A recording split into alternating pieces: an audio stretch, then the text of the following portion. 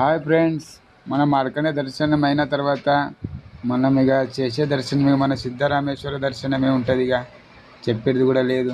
ప్రతి ఒక్కరు మార్కండే దర్శనం చేసిన తర్వాత మనం సిద్ధరామేశ్వర దర్శనం చేయాలి.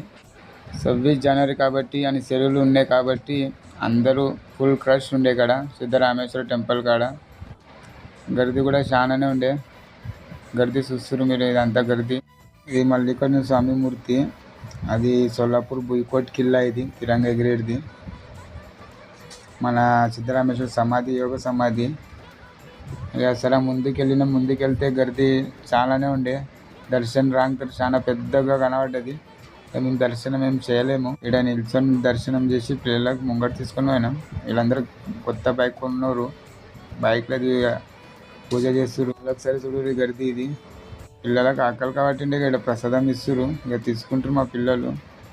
ఇది కరంజా, ఇది బోట. అందరూ మజానే లొట్టేస్తారు. ఇక మా బిడ్డే, ఇక మా వాడు ఎంజాయ్ బాగానే చేసిరు పిల్లలు.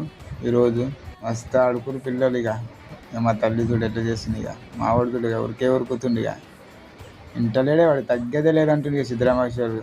నా ఫ్రెండ్ కలిసి నాకు పెట్రోల్ లేదని 1 పెట్రోల్ ఇచ్చా. మనం పెట్రోల్ తీసి ఇచ్చినందుకు నా పైపే కట్టేందుకు